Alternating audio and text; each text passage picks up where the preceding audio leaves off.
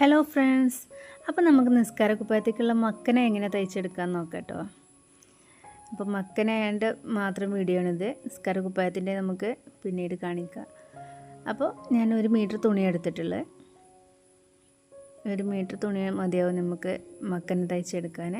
അപ്പോൾ ഞാൻ അതിൻ്റെ 2 പീസായിട്ട് കട്ട് ചെയ്ത് വെച്ചാണ്. പിന്നെ ഇത് 44 ഇഞ്ച് നീളവും ഉണ്ടാവും, പിന്നെ 28 ഇഞ്ച് വീതിയും. അപ്പോൾ നിങ്ങളൊക്കെ ചാനൽ ആദ്യമായിട്ട് കാണുന്നുണ്ടെങ്കിൽ എല്ലാവരും ഒന്ന് സബ്സ്ക്രൈബ് ചെയ്തൊന്ന് സപ്പോർട്ട് ചെയ്യണേ. വീഡിയോ ഇഷ്ടമായാൽ ലൈക്ക് ചെയ്യണേ. അപ്പോൾ ഇത് ഫോൾഡ് ചെയ്തിട്ടുള്ള അളവാണ് കാണിക്കുന്നത്, 22 കേട്ടോ. അപ്പോൾ ടോട്ടൽ 44 ഉണ്ടാവും നീളമാണത്. അപ്പം ഇനി വീതി ഇതാ 28 ഉണ്ട് കേട്ടോ.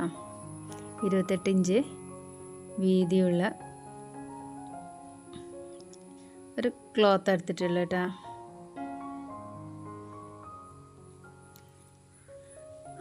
അപ്പോൾ പിന്നീട് ഇതിന് വേണ്ട ക്ലോത്ത് എന്താണെന്ന് ചോദിച്ചാൽ,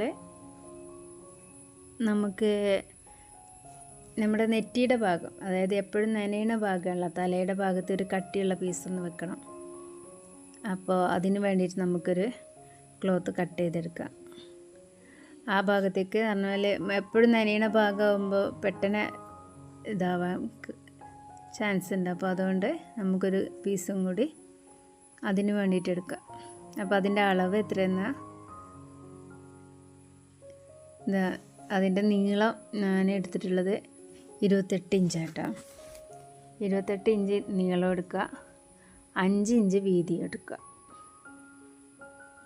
5 ഇഞ്ച് വീതി എടുത്തിട്ട് ഇതുപോലെ ഒരു പീസ് കട്ട് ചെയ്തെടുക്കുക. പിന്നെ നമുക്ക് വേണ്ടത് അതിൻ്റെ തലയിലൊരു കെട്ട് വെക്കണമല്ലോ നമുക്ക്.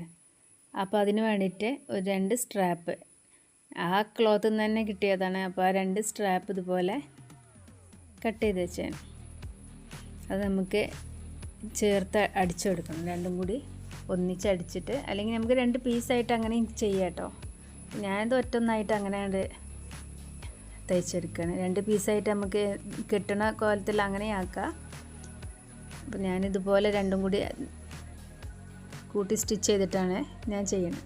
അപ്പോൾ അത് ഇത്രയേ ഉള്ളൂ, നമ്മളെ കട്ടിങ് കഴിഞ്ഞിട്ടാണ്.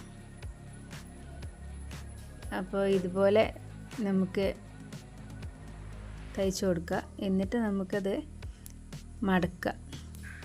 ആദ്യം 2 സൈഡിക്കും മടക്കി, ഇതുപോലെ 2 സൈഡിക്കും മടക്കിയിട്ട് പിന്നെ ഒന്നും കൂടി മടക്കിയിട്ടാണ് നമുക്ക് അത് തയ്ച്ചെടുക്കാൻ. അങ്ങനെ ഫുള്ളായിട്ട് തയ്ച്ചെടുക്കുക.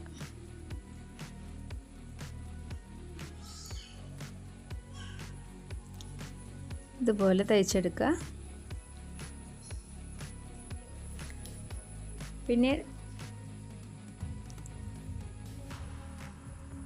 അപ്പോൾ നമുക്ക് ഇനി തയ്ക്കാം. നമ്മൾ കട്ടിങ് അത്രയേ ഉള്ളായിരുന്നു കേട്ടോ, അത്രയേ ഉള്ളൂ കട്ടിങ് കഴിഞ്ഞു. അപ്പോൾ ഇനി നമുക്ക് തയ്ച്ചെടുക്കാം. ഇത് ജോയിൻ ചെയ്തെടുത്ത് ആ ചെറിയ പീസ് രണ്ടും ജോയിൻ ചെയ്ത് എന്നിട്ട് ഇതുപോലെ നമ്മൾ മടക്കിയിട്ട് സ്റ്റിച്ച് ചെയ്യാം.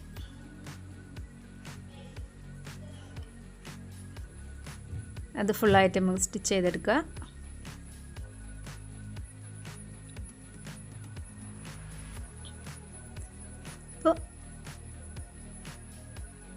അപ്പോൾ ഇത് സ്റ്റിച്ച് ചെയ്ത്, അപ്പം നിങ്ങളൊക്കെ ചാനൽ ആദ്യമായിട്ട് കാണുന്നവരാണെന്നുണ്ടെങ്കിൽ ഒന്ന് സബ്സ്ക്രൈബ് ചെയ്ത് സപ്പോർട്ട് ചെയ്യണേ. ഞാൻ പുതിയതായിട്ട് തുടങ്ങിയതാണ്. അപ്പോൾ എഡിറ്റിങ്ങിലൊക്കെ എന്തെങ്കിലും കുഴപ്പങ്ങളൊക്കെ ഉണ്ടെങ്കിൽ ഒന്ന് ക്ഷമിക്കണേ, തുടങ്ങണുള്ളൂ, അതുകൊണ്ടാണ്. അപ്പോൾ ഇത് നമ്മൾ സ്റ്റിച്ച് ചെയ്തെടുത്തിട്ടുണ്ട്.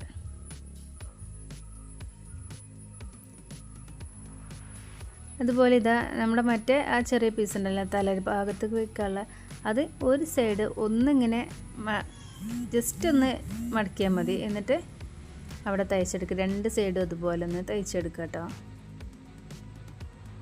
2 സൈഡ് നമുക്ക് ഉള്ളിലേക്ക് മടക്കിയിട്ട് വെക്കാനുള്ളതാണ്.